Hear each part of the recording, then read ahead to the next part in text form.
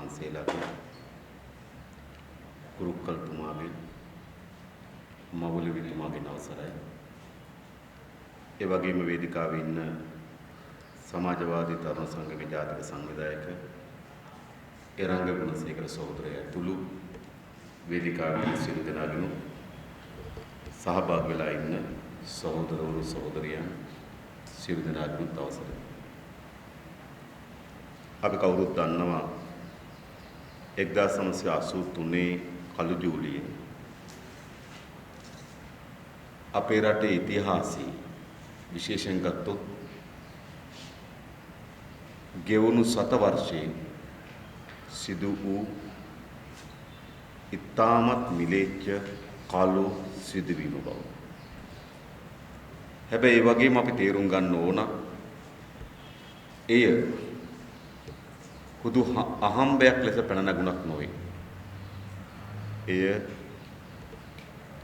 යාපනයේ හමුදා සොල්දාදුවන් 13 දෙනෙක් ඝාතනය වීමත්, ඒ හමුදා සොල්දාදුවන්ගේ ආදානය කොළඹදී සිදු කිරීමත්, ඒ හරහා කුපිත වූ ජනතාව විසින් ඇති වූ ගැටුමක් ලෙස ප්‍රවෘත්ති වාර්තාකරණයේදී කියවුණා. සැබවින්ම ගත්තොත් ඒක හුදු ඒ මොහොතේ පැන නැගුණු සිදුවීමක් නොවේ. අපේ රටේ පාලකයින් ජනතාව ඉදිරියේ තමන්ට දෙන්න ලද එකඟතාවය සපුරන්න බැරි වෙනකොට අද වගේම එදත් ජාතිවාදයේ තමන්ගේ දේශපාලන මෙවලම් බවට පත් කරගත්තා. ඒක දේශපාලකයන්ට පත් කරගන්න පුළුවන් වෙන්නේ මොකක් නිසාද? අපි දන්නවා අපි හැමදෙනාම ඉපදෙන හැදෙන පරිසරය අනුව අපි හැම කෙනාටම අධ්‍යාත්මයක් ඇතුල් වෙනවා. අපි ඉපදෙනකොට හැමදෙනාම හිස් කලයක් වගේ. හැබැයි කලේ පුරවන්නේ කවුද? අපේ නිවස, අපේ පරිසරය, අපේ ගම අපිට කලේ පුරවන. ඒ කලේ විසින් තමයි ඒ පුරවන කලේ විතරි ඒ පිරෙන කලේ විසින් තමයි අපිට අධ්‍යාත්මයක් ඇතුල් වන්නේ. උදාහරණයකට ගත්තොත් මා සිංහල බෞද්ධ පවුලක ඉපදෙනවා. මගේ පරිසරය සිංහල බෞද්ධ පරිසරයක්.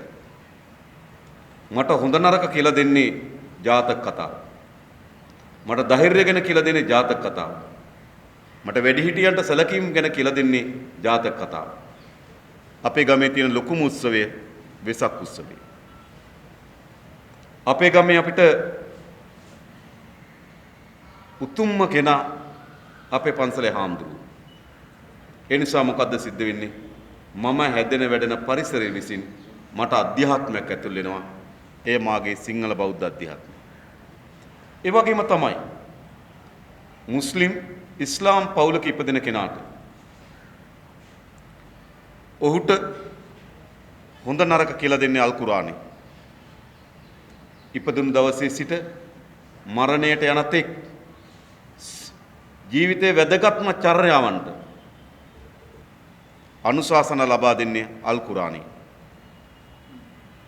උන්ගේ ගාමේ හොඳම උත්සව බවට පත් වෙන්නේ රාමසාන උත්සවය. ඒ නිසා ඔහුට මුස්ලිම් ඉස්ලාම් අධ්‍යාත්මයක් ඇතුල් වෙනවා. දෙමළ කෙනාටත් එහෙම. ඒ නිසා අපි කාටත් අපි ඉපදෙන පරිසරය, අපේ දෙමව්පියන්, අපේ පරිසරයේ ස්වභාවය විසින් අපි හැම කෙනාටම අධ්‍යාත්මයක් ඇතුල් වෙනවා. පාලකයා මොකද්ද කරන්නේ? තමන්ගේ දේශපාලන තර්ක සියල්ල අසාර්ථක වුණාම නැත්තම් දේශපාලන වේදිකාවේ වැඩිපුර කතා වෙන්න ඕන මොනවද? ප්‍රජාතන්ත්‍රවාදී, ආර්ථික සංවර්ධනය, විදේශ ප්‍රතිපත්තිය, අධ්‍යාපනයේ, සෞඛ්‍ය, පරිසර පද්ධතිය මේවා තමයි දේශපාලන වේදිකාවේ කතා විය යුතු මාතෘකා. හැබැයි අපේ දේශපාලන වේදිකාවල, අපේ රටේ දේශපාලන වේදිකාවල වැඩිපුර සාකච්ඡා වෙන මාතෘකා ජාතිය අනතුරුයි, ආගම අනතුරුයි, වඳ කොත්තු තිබෙනවා, වඳ ආහාර තිබෙනවා, වඳ ඇඳුම් තිබෙනවා, ආක්‍රමණයක් තිබෙනවා. ඇයි දේශපාලකයාට සැබවින්ම දේශපාලන වේදිකාවේ ගත යුතු මාතෘකා පස්සේ කළා. මෙම මාතෘකා ගන්න සිද්ධ වෙන්නේ. ඒ අන් කිසිවක් නිසා නොවේ. ජනතාවට ලබා දිය යුතු සැබෑ අයිතිවාසිකම් සම්පූර්ණ කරන්න අසමත් වුණාම පාලකයා හැම වෙලාවම කූද්දනවා. අවුස්සනවා. මොකද්ද?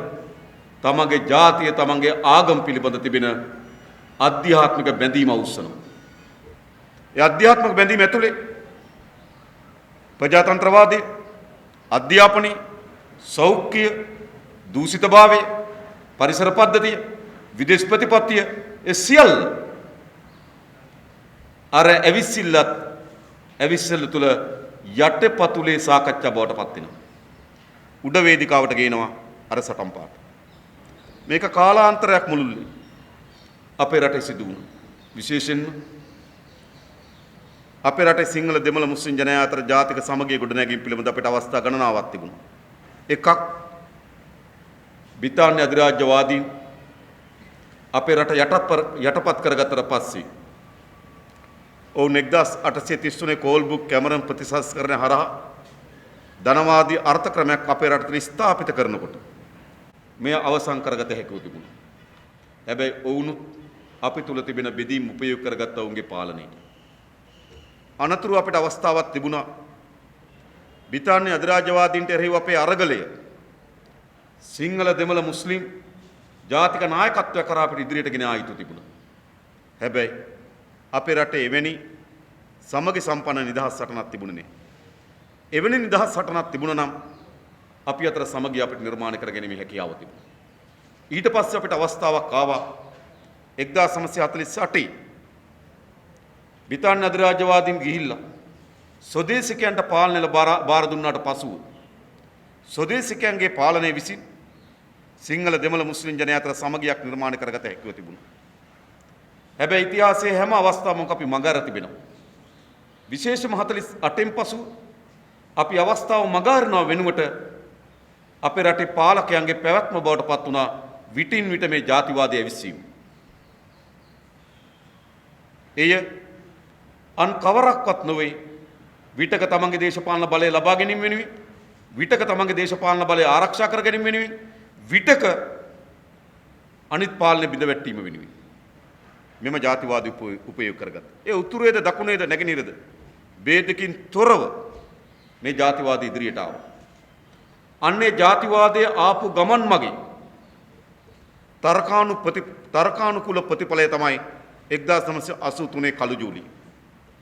එය වර්ධනය වෙමින් තිබුණු ආකාරය අනුව අනිවාර්යෙන්ම එවැනි ජාතිවාදී ගැටුමක් එවැනි විනාශකාරී තත්වයක් මඟහැර යන්න බැරි තරමට ඒ තත්ත්වය වර්ධනය වෙමින් තිබුණා. මොනවද නොවුනේ? ඔබට මතක ඇති දැනුත් සාකච්ඡාවක් යනවා 3/2 බලයක් පිළිබඳව. 3/2 බලය පිළිබඳව. නමුත් අප කවුරුත් දන්නවා 1977 දී ජේ.ආර්. ජයවර්ධනගේ පාලනයේට 3/2 අභිබවා යන බලයක් හම්බුණා 6/5. හැබැයි 6/5 බලය උපයෝග කරගත්තේ ජාතික සමගිය නිර්මාණය කරන්නද? නෑ. ඒ 6/5 බලය තමයි 1981 දී සංවර සභා මැතිවරණයේදී 81 සංවර සභා මැතිවරණයේදී විශේෂයෙන්ම දිස්ත්‍රික් සංවර සභා යෝජනා කරෙත් මෙම ගැටලුවට විසඳුමක් ලෙස තමයි දිස්ත්‍රික් සංවර සභා යෝජනා කරේ. නමුත් ජේ.ආර්. ජයවර්ධන ඇතුළු ඒ වගේ ඒ වෙලාවේ පාලක නඩය ස්ථීර තැනක හිටියා. තමන්ගේ බලය ගිලිහුණු කිසිදු බීම් කඩක් ශ්‍රී ලංකාවෙන් නොතිබිය යුතු බව. තමන්ගේ බලයට යටත් නොවුණු බීම් කඩක් තිබෙන්න හේතුවක් නැහැ. එක පැත්තකින් මධ්‍යම ආණ්ඩුවේ අහෙම්පය බලය නිර්මාණය කරගත්තා. ඒ වගේම තමන්ට සිතු දේ කරන්න පුළුවන් විධායක බලය නිර්මාණය කරගත්තා. අනතුරුව යාපනයේ සංවර සභා මැතිවරණය 1981 මොකද්ද සිද්ධ වුනේ? තමන්ගේ බලයට අනුගත වූ තමන්ගේ බලයට යටපත් වූ කිසිදු භූමියක් ලංකාවේ නොතිබිය යුතු කියන ස්ථාවරය මත යාපනයේ මැතිවරණයට ගියා. ගිහලා මොකද කරේ? යාපනයේ පුස්තකාලය ගිනි තිබ්බා. ආසියාවේ විශාලතම පුස්තකාලය. විශේෂයෙන්ම මා දන්නවා අනෙක් ජන කොට්ටාසයන් පුස්තකාලයත් එක්ක තියෙන සබදියාවට වඩා වැඩි සබදියාවක් තිබෙනවා දෙමළ ජනතාව පුස්තකාලයත් එක්ක. ලංකාවේ මා දැකලා තිබෙන එකම පුස්තකාලය තමයි සපත්තු ගලවලා ඇතුළට යන්න ඕන. මම හිතන්නේ කුරුක්කල්තුමා නේද? සපත්තු ගලවලා ඇතුළට යන්න ඕන. සෙරෙප්පු ගලවලා තමයි යාපනයේ පුස්තකාලයට ඇතුළත් විය යුතු තිබුණේ. ඒ නිසා ඒ තරම් අධ්‍යාත්මික බැඳීමක් තිබෙන යාපනයේ පුස්තකාලය ගිනි තිබ්බා. එයි අර සංවර සභා මැතිවරණ ජයග්‍රහණය වෙනුවෙන් වෙන මොකටවත් නෙවෙයි. උතුරේ දෙමළ ජනයාට ප්‍රජාතන්ත්‍රවාදය පිළිබඳ යම් විශ්වාසයක් තිබුණා නම් ඒ විශ්වාසය මුළුමනින්ම බිඳ වැට්ටු 81 සංවර සභා මැතිවරණ. එතරින් අතර නොවි තරඟෙට අකින උතුරේ දකුණේ තරඟයට මේ ජාතිවාදී සටන් පාට ඉස්සරහට ආවා. ජාතිවාදී කතා ඉස්සරහට එන්න පටන් ගත්තා. එහි අවසන් ප්‍රතිඵලය තමයි 1983 කළු ජූලිය. හැබැයි කළු ජූලිය ඒ නිශ්චිත දවසකට සතියකට සති දෙකකට පමණක් සීමා වූවක් නොවේ. අදත් අපේ රටම ඇදගෙන යන අඳුරු කතාව ඒ කතාවේ තීරණාත්මක සම්දිස්ථානය තමයි කළු ජූලිය. කළු ජූලිය විසින් තමයි දෙමළ තරුණයන්ට විශේෂයෙන්ම සන්නද්ධ ව්‍යාපාරයන්ට මරාගෙන මැරෙන සොල්දාදුවන් බවට පත්වීම මරාගෙන මැරෙන තරුණයන් බවට පත්වීමේ ආශිර්වාද ගෙන දෙන්නේ. එනිසා එතනින් පස්සේ දික් කරනු මහා නේද යුද්ධය ජාත්‍යන්තර සබත්තාවයන් භූදේශපාලන හේතු සාධක මොනවා තිබුණා. එතනින් පස්සේ ඇදුණු ඒ යුද්ධය එවැනි කුරුරු සන්දිස්ථාන දක්වා සංවර එවැනි කුරුරු තත්ත්වයක් දක්වා වර්ධනය වීම සඳහා 83 කළු ජූලිය හේතු සාධක වුණා. මරාගෙන මැරෙන බෝම්බකරුවන් නිර්මාණය වෙන්න පටන් ගත්තා. ඊට පස්සේ 30 අවුරුදු යුද්ධයක්. ඒ 30 අවුරුදු යුද්ධයෙන් පස්සේ ඒ යුද්ධයේදී උතුරේද දකුණේද ભેදකින් තොරව සිංහල දෙමළ මුස්ලිම් බර්ග මැලේ සාමාන්‍ය පන්තියේ මිනිසුන් දසදහස් ගණන් මිය ගොස් තිබෙනවා. මේ ජාතිවාදයේ ප්‍රතිඵල මම දන්නවා මට ඒ කාලේ අපි කැලණි විශ්වවිද්‍යාලේ නොවේ. නමුත් ඒ යුගයේ හිටපු විශ්වවිද්‍යාල කැලණි විශ්වවිද්‍යාලේ හිටපු අය මට කිව්වා 1983 දී කැලණි විශ්වවිද්‍යාලය ඉදිරිපිට ඉඳලා තිබෙනවා දෙමළ සපත්තු මහන්නේ. සාමාන්‍ය සපත්තු මහන දෙමළ පුරවැසි. මොකද සිදු කරේ? ඇවිලෙන ගිනි ජාලයට අමු අමුවේ දානවා. සියසින් දැකපු අය ඉන්නවා. මෙහෙමයි මේ ඛේද වාචකේ දියත් උනේ. ඒ ඛේද වාචකේ අනවරත යුද්ධයකට අපේ රට ඇදගෙන ගියා. දසදහස් ගණන් තරුණ ජීවිත උතුරේද දකුණේද ભેදකින් තොරව මේ මහ පොළවේ නේද ලේ සාගරයක් හැලුවා. ලේ වලින් තෙත් කරා මේ මහ පොළොව. කඳුළු වලින් තෙත් කරා මේ මහ පොළොව. ඒක තමයි ඒ සඳහා වචන පදනම 83 කළු ජූලිය. අවසානයේදී 2009 යුද්ධය අවසන් වෙනවා. අඩුම තරමේ එවැනි 30 වසරක යුද්ධයක අත්දැකීම් තිබුණු රටක් ඇතිතරම් කඳුළු ගලපු ඇතිතරම් මිනි කඳු ගොඩ ගැසුණු ඇතිතරම් ලේ වගුරපු ඇතිතරම් බියජනක තත්වයක් ඇති වුණු සමාජයක් 2009 යුද්ධය අවසන් වෙනවා. අඩුම තරමේ පාලකයන්ට පුළුවන්කම ලැබුණාද අවුරුදු 5ක් තියයි යන්න ගැටුමකින් තොරව. 5ක් නේ. නැවත විවිධාකාර ජාතිවාදී ගැටුම් පටන් ගත්තා 2013 14 වෙනකොටම. එය අලුත්ගමදි වෙන්න පුළුවන්. ඒ දිගනදි වෙන්න පුළුවන්. ඒ දඹුල්ලදි වෙන්න පුළුවන්. නැවත මොකද මේ පෙන්වන්නේ? මේ පාලකයන්ට මෙම ගැටුම නැතුව අඩුම තරමේ අවුරුදු 5ක් අපේ රට ගෙනියන්න බැරි වුණා. එයි සියල්ලම අසාර්ථක වෙනකොට පාලකයා යලි සංගවෙන්නේ ජාතිවාදයේ කියන මඩගුහුරුවේ. ඒ තමයි තක්කඩියාගේ නවතැන්පොළ. ඉන්පසු දියත් වෙන්න පටන් ගත්ත තවත් ජාතිවාදී ස්වභාවය. ඒ අතර තමයි වඳ කොත්තු කරලියට එන්නේ. වඳ ආහාර කරලියට එන්නේ. වඳ ඇඳුම් කරලියට එන්නේ. වඳ දොස්තරලා කරලියට එනවා. විශාල ගැටුමක් දක්වා ඒ වර්ධනය කරනවා. එමුනේ නැත්. ඒ එක්තරා දේශපාලන බල ව්‍යාපෘතියේ කොටසක් බවට පත් වුණා. සැබවින්ම ගත්තොත් මොවුන්ගේ ජීවිත ගත්තොත් මොවුන් කිසිදු ජාතියකට ආදරය කරන්න නොවි. ඔබ හිතනවා නම් ජාතිවාදී වපුරන්න තමන්ගේ ජාතියට ආදරය කියලා. ඒකත් නෑ. ඒත් බොරුවක්. එය තමන්ට ජාතිවාදී තමන්ගේ දේශපාලන පොරපිටියේ එහෙට මෙහෙට පයින් ගසා තල්ලු කරන පාපන්දුවක් විතරයි උන්ට. උන්ට එක පාපන්දුවක් විතරයි. දැන් මේ දවස්වල දියත් වෙන කතා අහපුවාම දැන් බලන්න කරුණ අම්මාන් නැගෙනහිරට ගිහිල්ලා කියනවා ඔහු හමුදා සොල්දාදුවන් දහස් ගණනක් ඝාතනය කරපු බව.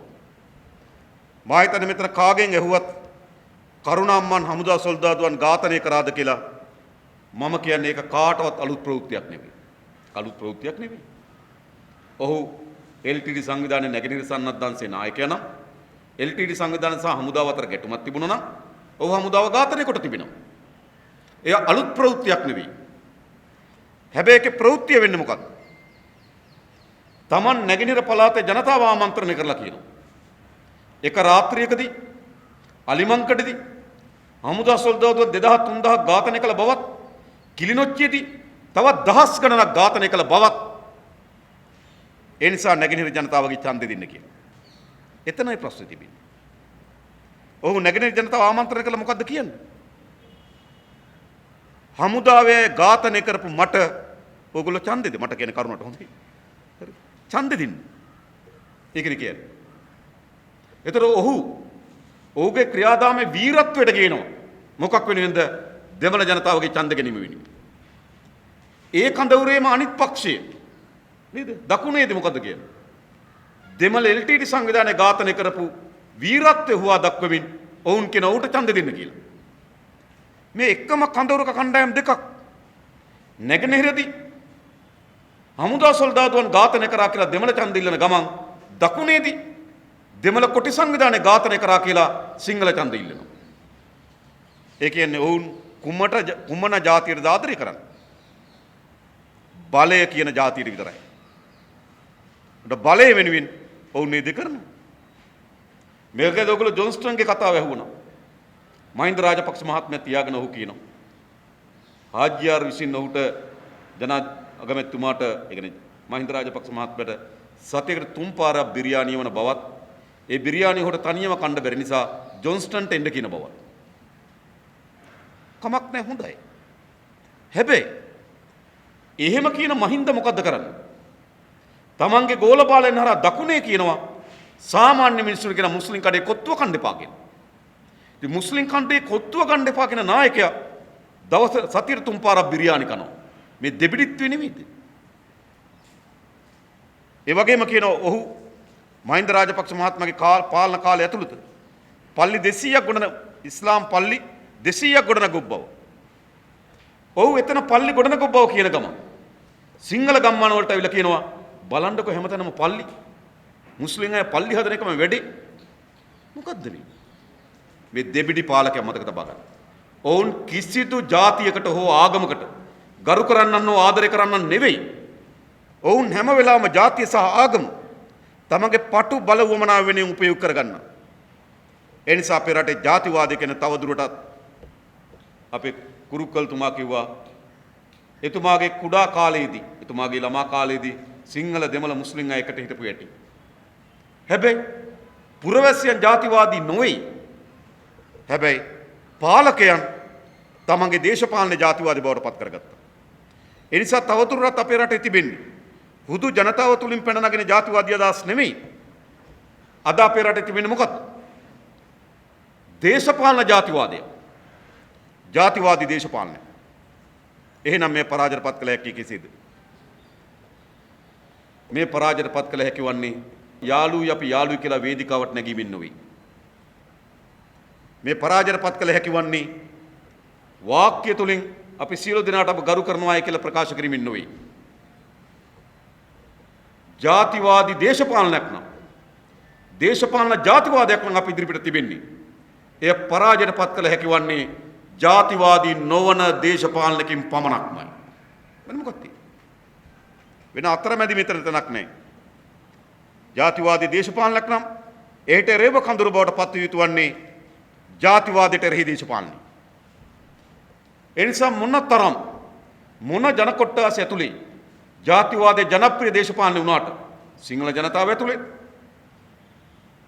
නේද සිංහල ජාතිවාදී ජනප්‍රිය දේශපාලනය දෙමළ ජාතිය ඇතුලේ දෙමළ ජාතිවාදී ජනප්‍රිය දේශපාලනය මුස්ලිම් ජනතාව ඇතුලේ මුස්ලිම් ජාතිවාදී ජනප්‍රිය දේශපාලනය හැබැයි මොන තත්වයකටද ජාතිවාදයේ කවර ජන කොට්ටාසයක් ඇතුලේ ජනප්‍රිය දේශපාලනය වුණාට ඒක නිවැරදි දේශපාලනය නෙවෙයි ඒක අපේ රට විනාශය කරාගෙන යන දේශපාලනය එනිසා කුමන අසිරු තත්වයක් යටතේ හරි මේ රටේ ශක්තිමත් කළ යුතු වන්නේ ජාතිවාදයට එරෙහි ජාතික සමගිය සඳහා වූ දේශපාලනය අපි ශක්තිමත් කළ යුතු තිබෙනවා.